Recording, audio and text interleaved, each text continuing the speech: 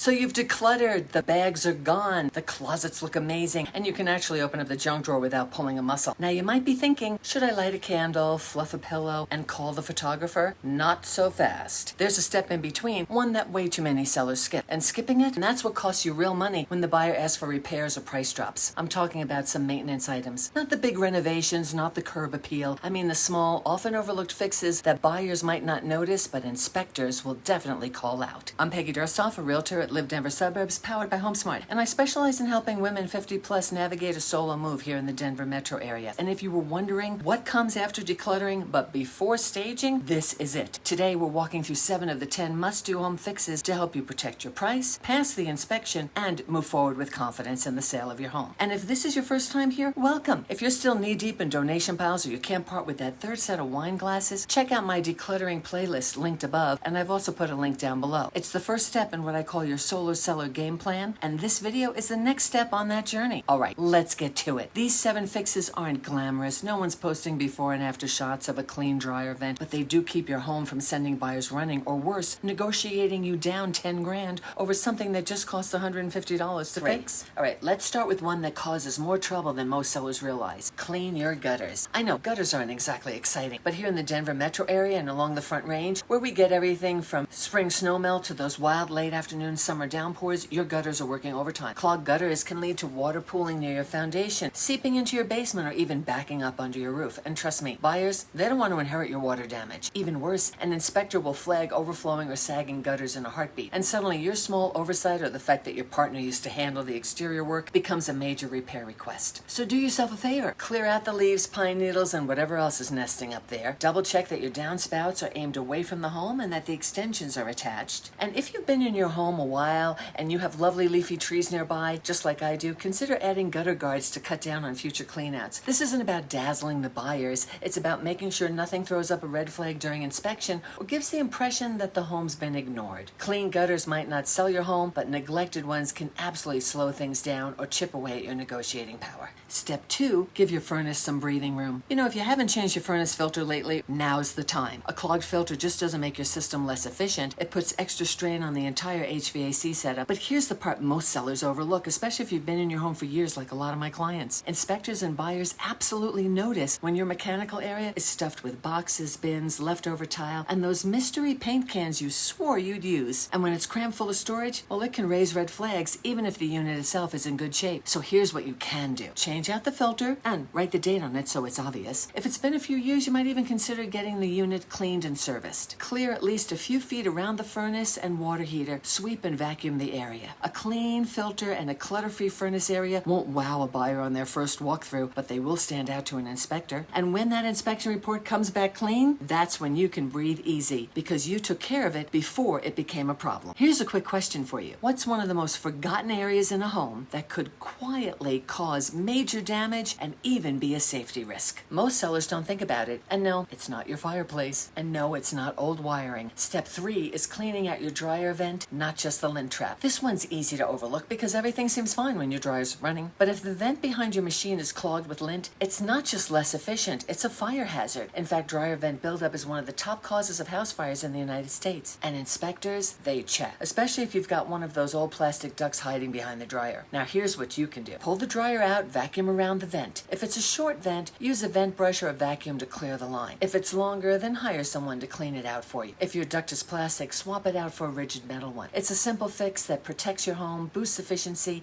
and shows buyers that your home's been cared for in all the right places, even the ones they hardly ever look at. And if you're leaving your washer and dryer for the buyers, you'll clear the inspection when the inspector tests them. Let's move on to something a little more stationary. You know that big tank in the corner of the basement that's quietly keeping your showers warm? It deserves a moment of attention too. So step number 4 is going to be to take a look at your water heater and what it's telling the buyers. You know, earlier we talked about clearing the space around your furnace, and the water heater deserves that same respect. You know, I've seen 30-year-old furnaces still working like champs. That's the kind of conversation you want to anticipate before it turns into a price reduction or a last-minute concession. You know, this isn't about replacing unless you have to, but you should know how old your unit is, what shape it's in, and whether it looks like it's been maintained. So here's your prep list for the water heater. Clear a couple of feet around it in case you haven't. Look for rust, corrosion, or signs of leaks at the base. If it's 10 plus years old, consider having it serviced before you list. And if you're not sure about replacing it, this might be a good time to look at home warranties, especially if the unit is aging but still functional. I've got a full video on home warranties and how they can protect you as a seller. I'll link it below so you can check it out. It's worth a quick watch. At the end of the day, this isn't about hot water, it's about confidence. You want the buyers to feel like nothing in the house is going to surprise them, especially not in the mechanical closet. Now, step 5 is something you may be using every day and not even be aware of its importance to the buyers and the inspectors. And that's to make sure that your garage door and the opener are working properly. You know, most buyers never notice your garage door during the showings, but inspectors always do. And in Colorado, they're looking for more than just whether or not it squeaks. Here's what they're going to be looking for: that the garage door opener works consistently and that the remote is functional, that the safety sensors at the bottom of the frame are aligned and stop the door if something or someone is in the way, and that the door runs smoothly without slamming down. And if your garage is attached to your home, the door between the garage and your home must be a proper fire-rated door with self-closing feature. Disabling it might seem convenient, but inspectors will flag it every single time. These aren't just minor details. Inspectors want to find issues here.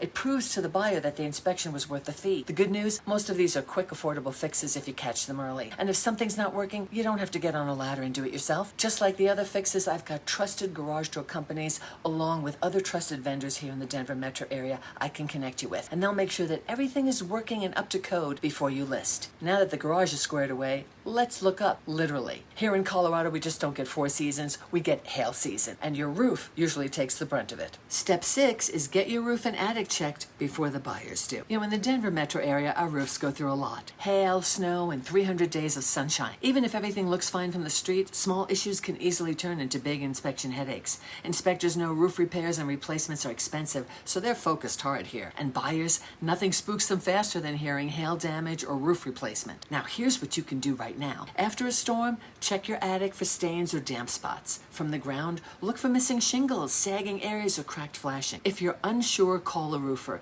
Many in Denver offer free inspections and will even check for storm damage that might be covered by insurance. And this brings me to an option that can be worth its weight in gold: a pre-listing inspection. Think about it. Buyers inspectors are trained to dig into big ticket systems: roof, HVAC, plumbing, drainage, electrical. Now, in Colorado, you're legally required to disclose anything you know about your home. You don't have to fix it, but once you know, you do have to tell. That's where the decision comes in. Do you want to get a pre-listing inspection knowing what's coming and deciding how to handle it? Or do you want to wait for the buyer's inspector to hand over a list of surprises you didn't see coming? The benefit of going first is control. You can choose whether to make repairs, adjust your price, or simply disclose. In today's Denver market, where there's a lot more inventory, buyers are choosier, and inspectors are thorough, being proactive often works in your favor. But, you know, it's not a one-size-fits-all solution. If you're wondering whether a pre-listing inspection makes sense for your situation, reach out. I can walk you through the pros and cons and connect you with inspectors I trust who won't upsell you, but will give you an honest read. Now it's time to look down, because what's under your feet can cause just as many headaches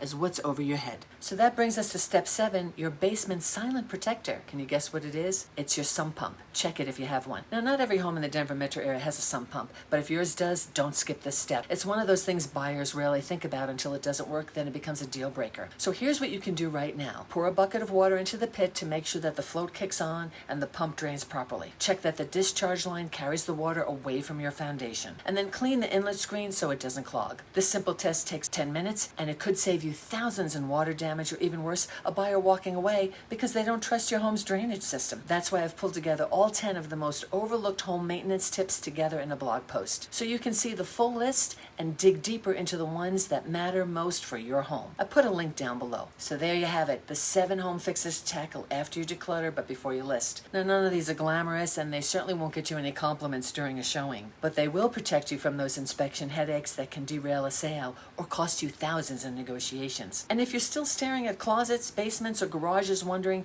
how you'll ever get through the decluttering stage, I've got a whole playlist of decluttering videos for solo sellers just like you. I'll link to that too, so you can start from the very beginning and work your way through step by step. Plus, you can download free guides to help you. I'm Peggy Dursthoff, a realtor with Live Denver Suburbs, powered by HomeSmart, and I specialize in helping women 50 plus navigate the solo move with clarity and confidence. So whether you're just gathering information, preparing your home, or ready to take that next step, I'm here as a resource and to help you. You don't have to go through this process alone, even if you are selling solo. Thank you so much for watching, and I'll see you on the next video.